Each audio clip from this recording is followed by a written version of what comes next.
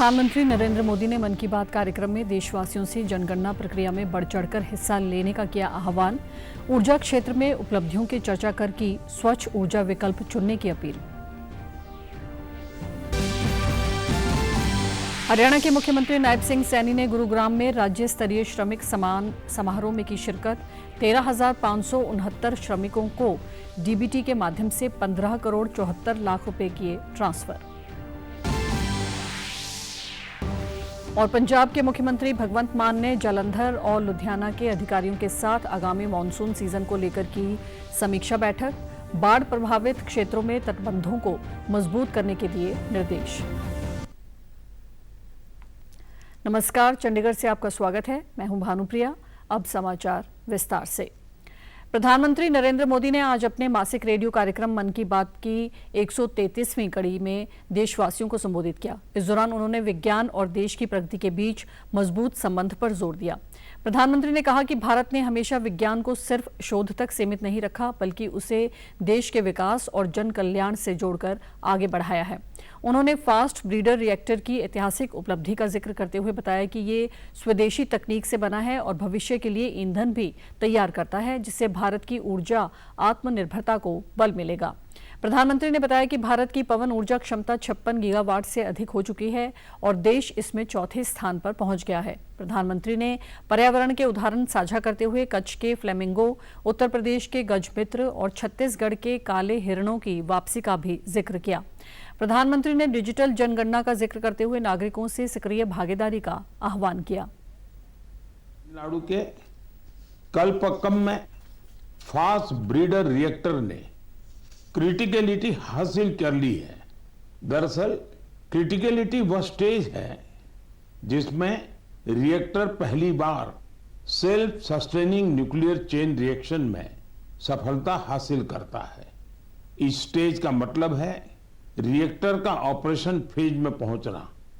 भारत की nuclear energy journey में एक ऐतिहासिक माइलस्टोन है और बड़ी बात यह भी कि परमाणु रिएक्टर पूरी तरह स्वदेशी तकनीक से निर्मित है। प्रधानमंत्री ने बुद्ध पूर्णिमा की अग्रिम शुभकामनाएं देते हुए इसे शांति, करुणा और संतुलन के साथ मनाने का संदेश दिया। उन्होंने बीटिंग रिट्रीट समारोह को यादगार बताते हुए इसमें वंदे मातरम के 150 साल पूरे होने और क्रिकेट में भारत की सफलता की प्रस्तुति की सराहना की। प्रधानमंत्री ने देश की बेटियों की गणित ओलंपियाड में सफलता को गौरवान्वित करने वाला क्षण बताया और उनकी खूब प्रशंसा की,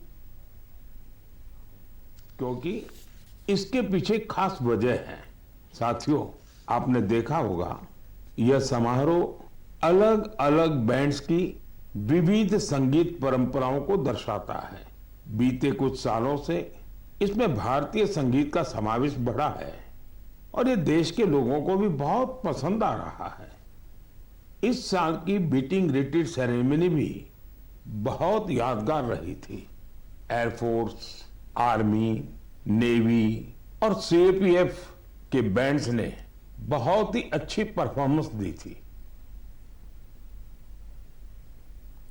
आज चंडीगढ़ की इंदिरा कॉलोनी में बने कम्युनिटी सेंटर में स्थानीय निवासियों ने प्रधानमंत्री नरेंद्र मोदी के मन की बात कार्यक्रम को उत्साहपूर्वक सुना। इस दौरान उन्होंने कहा कि चंडीगढ़ में इस कार्यक्रम को बड़े उत्साह से सुना जाता है।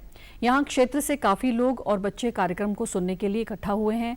उन्होंने कहा कि पीएम ने आज डिजिटल जनगणना, पर्यावरण संरक्षण, ऊर्जा और बांस के उत्पादों को बढ़ावा देने पर जोर दिया है। हम डिजिटल जनगणना में पूरा सहयोग करेंगे ताकि सही जानकारी से देशवासियों के लिए सटीक योजनाएं बन सकें। कार्यक्रम सुनने से हमें ये भी पता चला कि देश में बने उत्पादों की वैश्विक मांग बढ़ी है और निर्यात में काफी प्रगति हुई है।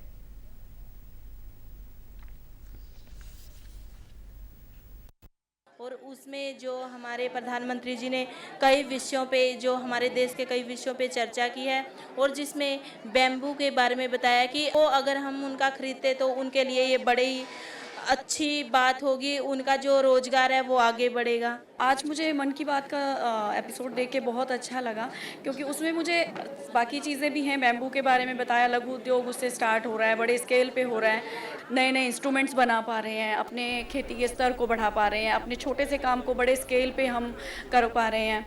और जो काम बहुत टाइम लेता था हर चीज़ को करने में, वो आप चुटकियों में कर सकते हैं।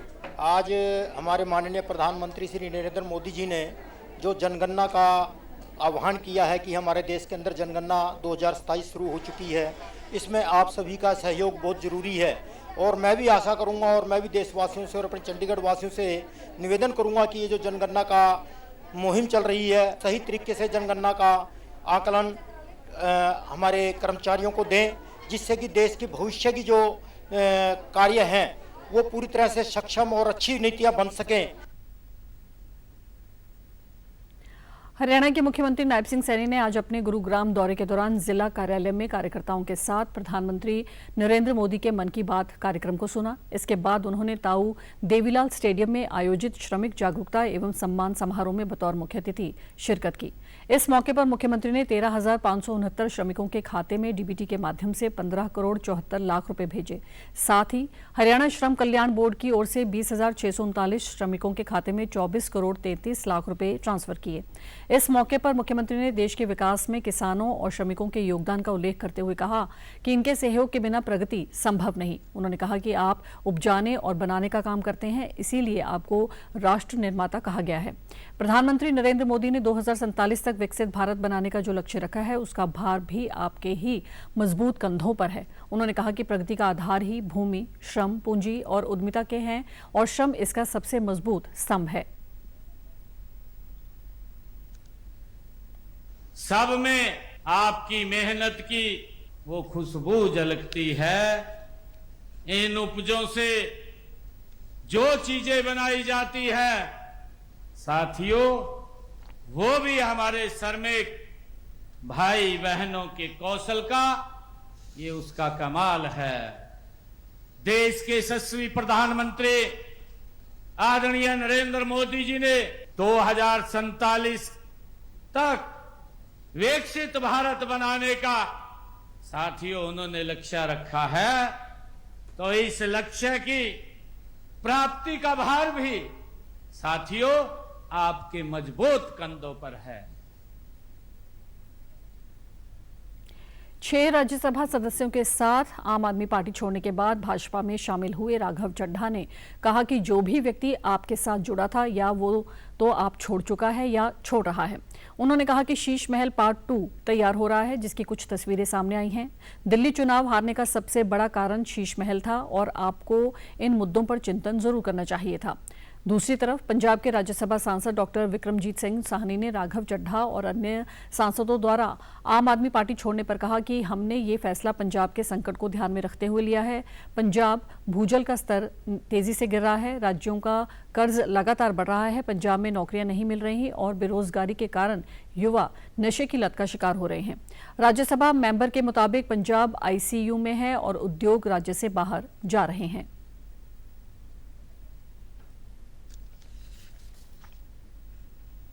इस केस में 1 नहीं, 2 नहीं, 3 नहीं, 4 नहीं, 5 नहीं, 6 नहीं, 7 सांसद मिलकर आम आदमी पार्टी को त्याग रहे हैं, छोड़ रहे हैं, क्योंकि वे मानते हैं कि आम आदमी पार्टी करप्ट और कॉम्प्रोमाइज्ड हाथों में जा चुकी है। जो लोग ये कह रहे हैं, खासतौर पे आम आदमी पार्टी के नेता, कि डर कर चले गए आम आदमी पार्टी छोड़कर, हम डर कर नहीं, डिसअपॉइंटेड महसूस कर गए आम आदमी पार्टी से। हम डर कर नहीं, डिसएंचेंटेड फील कर गए आम आदमी पार्टी से।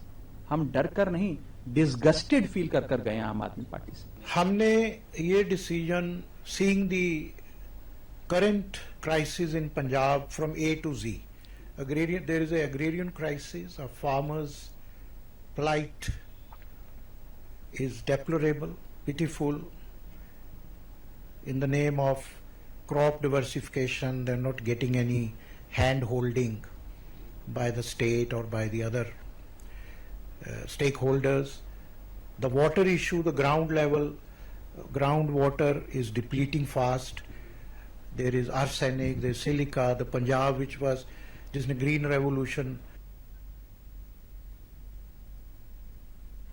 पंजाब के मुख्यमंत्री भगवंत मान ने कल जालंधर और लुधियाना के प्रशासनिक अधिकारियों के साथ उच्च स्तरीय बैठक की अध्यक्षता करते हुए आगामी मानसून सीजन के लिए दिशा निर्देश जारी किए। इस दौरान मुख्यमंत्री ने बाढ़ सुरक्षा से जुड़े सभी कार्य समय पर पूरा करने, नालों की सफाई और तटबंध मजबूत करने के निर्देश दिए।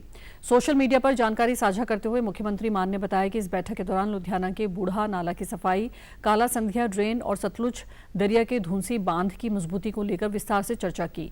उन्होंने अधिकारियों को सख्त हिदायत दी कि मानसून सीजन से पहले नदियों के कमजोर बांधों को मजबूत किया जाए। बूढ़ा नाला से संबंधित एसटीपी यानी सीवेज ट्रीटमेंट प्लांट प्रोजेक्ट समय पर पूरे किए जाएं ताकि प्रदूषण और बाढ़ जैसी समस्याओं से निजात मिल सके। मुख्यमंत्री ने डेयरी अपशिष्ट को नालों में डालने पर सख्ती से रोक लगाने के भी निर्देश दिए। रूमेटोलॉजिकल बीमारियों के प्रति जागरूकता बढ़ाने के लिए आज इंडियन रूमेटोलॉजी एसोसिएशन व पीजीआई चंडीगढ़ की ओर से सुखना झील तक रूमेटोलॉजी रोग जागरूकता वॉकथॉन आयोजित की गई। इस वॉकथॉन को डॉक्टर संजय जैन ने हरी झंडी दिखाकर रवाना किया। वहीं पीजीआई के निदेशक प्रोफेसर विवेक लाल ने वॉकथॉन में पहुंचकर प्रतिभागियों का उत्साह बढ़ाया। इस मौके पर डॉक्टर संजय जैन ने बताया कि रूमेटोलॉजी डिजीज यानी गठिया और अन्य ऑटो इम्यून बीमारियों के प्रति जागरूकता फैलाने के उद्देश्य से ये वॉकथॉन आयोजित की गई है, जिसमें रूमेटोलॉजिकल बीमारी से ग्रसित और चंडीगढ़ के लोगों ने उत्साह से भाग लिया। उन्होंने बताया कि जोड़ों में किसी प्रकार का दर्द होने पर तुरंत विशेषज्ञों को दिखाना चाहिए। इस रोग से लाखों लोग ग्रस्त हैं, लेकिन समय पर उपचार और जागरूकता से रोमेटिक रोग को नियंत्रित किया जा सकता है।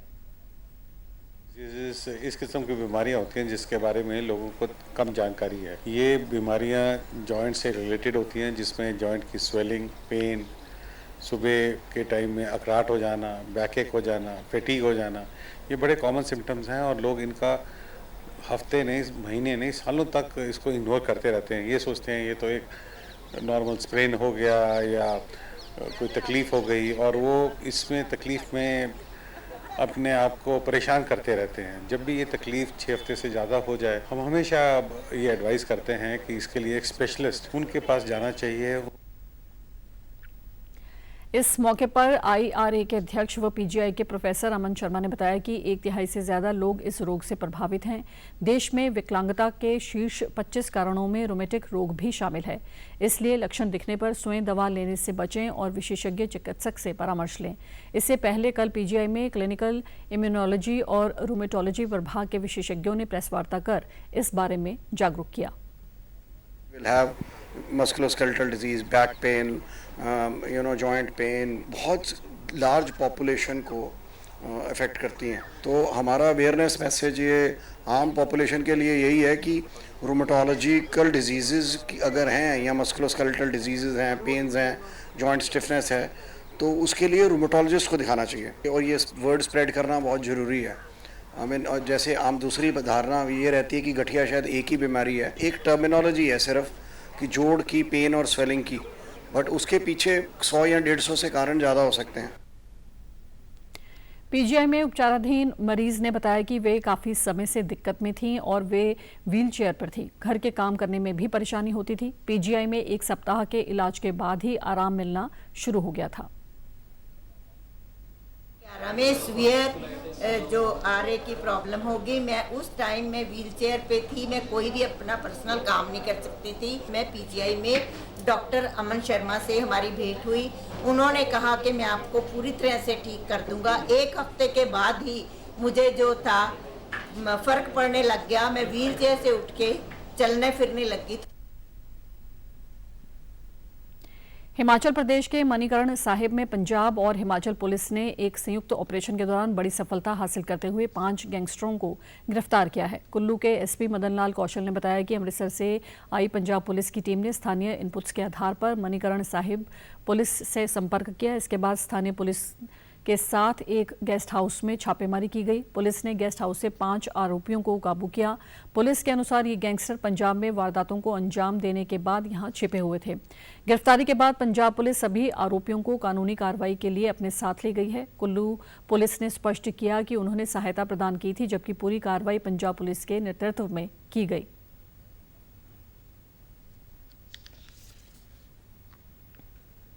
पिछले कल पंजाब पुलिस की टीम जिला अमृतसर से मणिकर्ण थाना में पहुंची थी, जिन्होंने लोकल पुलिस से रिक्वेस्ट की थी कि उनके एरिया में पूछे कि अभियुक्त जो वारदात करके यहाँ आए हैं और यहाँ कहीं छिपे हैं, तो उनके इनपुट्स के आधार पर हमने लोकल पुलिस ने उनको असिस्ट किया था और उनके साथ एसएचओ के नेतृत्व में हमारी पुलिस गई थी और स्थानीय वहाँ गेस्ट हाउस से 5 लोग जिन्होंने गिरफ्तार किए थे, जिनको गिरफ्तार करके आगामी कार्रवाई जो पंजाब पुलिस थी अपने साथ यहाँ से ले गई थी। और आप हमारे समाचार YouTube channel DD news Chandigarh, Facebook DD news Chandigarh और सोशल मीडिया एक्स व डीडी न्यूज़ CHD पर भी देख सकते हैं। इसी के साथ चंडीगढ़ से समाचारों का सिलसिला समाप्त होता है। नमस्कार।